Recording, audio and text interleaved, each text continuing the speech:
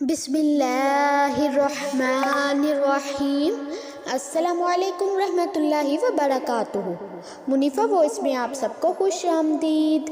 تو گائز، آج میں آپ لوگوں کو ایک عاشق رسول کا واقعہ سناؤں گی۔ کوتیانہ میں ایک سخت تراش رہا کرتا تھا جو زبردست عاشق رسول صلی اللہ تعالیٰ علیہ وآلہ وسلم اور مدینے کا دیوانہ تھا۔ درود و سلام سے اسے بڑی ہی محبت تھی۔ درود و سلام کی مشہور و معروف کتاب دلائل الخیرات اسے زبانی یاد تھی۔ اس کا معمول تھا کہ جب بھی کوئی پتھر تراشتا تو اس دوران دلائل الخیرات کا ایک باب پڑھتا۔ ایک بار حج کا پر نور پر بہار موسم میں جبکہ عاشقوں کے قافلے حرمین طیبین کی طرف رواں دواں تھے، اس کی قسمت کا ستارہ بھی چمک اٹھا۔ ہوا یوں، ایک رات جب سویا تو دل کی آنکھیں کھل گئیں۔ کیا دیکھتا ہے کہ مسجد نبوی شریف کے پاس حاضر ہے اور والی بے کساں مدینے کے سلطان نبی آخر زمان رحمت للعالمین صلی اللہ تعالیٰ علیہ وآلہ وسلم بھی جلوہ فرما ہے۔ سبز گنبد کے انوار سے فضا منور ہو رہی ہے اور نورانی مینار بھی نور برسا رہا ہے، مگر ایک مینار مبارک کا ایک کنگرا شکستہ تھا۔ اتنے میں رحمت للعالمین صلی اللہ تعالیٰ علیہ وآلہ وسلم کے لبہائے مبارکہ کو جنبش ہوئی، پھول جھڑنے لگے اور الفاظ کچھ یوں ترتیب پائے: دیوانے، وہ دیکھو، ہمارے نور بار مینار کا ایک کنگرا ٹوٹ گیا ہے، تم ہمارے مدینے میں آؤ اور اس کنگرے کو اصل نو بنا دو۔ جب آنکھ کھلی تو کانوں میں والی مدینہ صلی اللہ تعالیٰ علیہ وآلہ وسلم کے مبارک کلمات گونج رہے تھے۔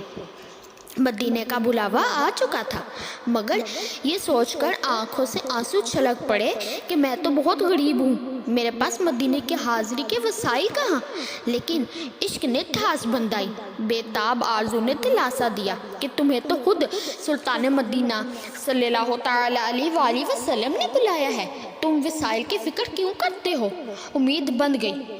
چنانچہ دیوانے نے بھی رخت سفر باندھا، اوزار کا تھیلا کندھے پر چڑھا لیا اور پور بندرگاہ کی طرف زبان حال سے یہ گنگناتا ہوا چل پڑا: کہاں کا منصب، کہاں کی دولت، قسم خدا کی ہے یہ حقیقت، جنہیں بلایا ہے مصطفیٰ نے وہی مدینے کو جا رہے ہیں۔ ادھر پورٹ بندر کی بندرگاہ پر سفینہ مدینہ تیار کھڑا تھا۔ مسافر پورے ہو چکے تھے، لنگر اٹھا دیے گئے تھے، مگر عجیب تماشا تھا کہ کپتان کی کوشش کے باوجود سفینہ مدینہ جنبش کرنے کا نام تک نہ لیتا تھا۔ اتنے میں جہاز کے عملے میں سے کسی کی نظر دور سے جھومتے ہوئے آتے ہوئے دیوانے پر پڑی۔ عملہ کے لوگ سمجھے کہ شاید ایک زائر مدینہ باقی رہ گیا ہے۔ جہاز چونکہ گہرے پانی میں کھڑا تھا، لہٰذا دیوانے کو لینے کے لیے ایک کشتی آئی۔ دیوانہ اس کشتی کے ذریعے سفینے میں سوار ہو گیا۔ اس کے سوار ہوتے ہی سفینہ جھومتا ہوا سوئے مدینہ چل پڑا۔ نہ کسی نے اس سے ٹکٹ وغیرہ مانگا، نہ اس کے پاس تھا۔ بالآخر دیوانہ مدینہ پہنچ گیا۔ اب دیوانہ جھومتا ہوا روضہ پاک کی طرف بڑھا چلا جا رہا تھا۔ کچھ خدا میں حرم کی نظر جو ہی دیوانے پر پڑی تو بے ساختہ پکار اٹھے: ارے، یہ تو وہی ہے جس کا حلیہ ہمیں دکھا گیا ہے۔ گویا خدا میں حرم شریف کو دیوانے کا دیدار کرا دیا گیا تھا۔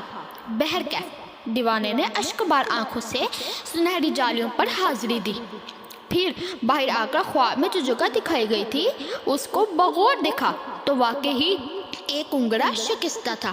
چنانچہ اپنی کمر میں رسی بندھوا کر خدام کی مدد سے دیوانہ گھٹنوں کے بل اوپر چڑھا۔ اگر حکم مصطفیٰ صلی اللہ تعالیٰ علیہ وآلہ وسلم نہ ہو تو کوئی عشق گنبد و مینار پر جانے کی جرات نہیں کر سکتا۔ وہ وہاں پہنچا اور اس نے کنگرا شریف اثر نو بنایا۔ واہ رے دیوانے کی خوش بختی! جب دیوانے کی بےتاب روح نے سبز گنبد کا قرب پایا تو بے قراری اور اضطراب بے حد بڑھ گیا۔ دیوانہ کام مکمل کر چکا تھا اور اب اسے نیچے آنا تھا، لیکن اس کی روح مستر نے لوٹنے سے انکار کر دیا۔ جب دیوانے کا وجود نیچے آیا تو دیکھنے والے کے کلیجے پھٹ گئے، کیونکہ دیوانے کی روح تو کب کی سبز گنبد کی رعاینوں پر نثار ہو چکی تھی۔ دیوانہ دم توڑ چکا تھا۔ اس ایمان افروز واقعے کو سن کر اسی وقت ایک بندہ خدا کے دل نے چوٹ کھائی اور زبان سے کچھ اس طرح کے کلمات نکلے کہ کاش سنگ مدینہ جنت البقیع میں میٹھی نیند سونے والے اس عشق صادق کے کفن کا کوئی تار یعنی دھاگا ہوتا، مگر انسان نہ ہوتا کہ اس طرح کے ایک عاشق مدینہ کے سینے سے لگ کر خاک بقیع کا قرب تو حاصل ہو جاتا۔ میں مدینے کی گلی کا کوئی ذرہ ہوتا، کاش ہوتا نہ میں انسان مدینے والے۔ سبحان اللہ۔ تو گائز، یہ تھا ہمارا آج ایک عاشق رسول کا واقعہ۔ امید کرتی ہوں میری آج کی ویڈیو بھی آپ لوگوں کو بہت ہی زیادہ اچھی لگی ہوگی۔ اگر میری آج کی ویڈیو اچھی لگی تو اس کو لائک، شیئر اور چینل کو سبسکرائب کرنا مت بھولیں گا، تاکہ ہر نئی آنے والی ویڈیو کی نوٹیفیکیشن آپ کو بر وقت موصول ہو جائے۔ تو گائز، ملتی ہوں اپنی نیکسٹ ویڈیو میں کسی اور واقعے کے ساتھ۔ تب تک کے لیے اللہ حافظ۔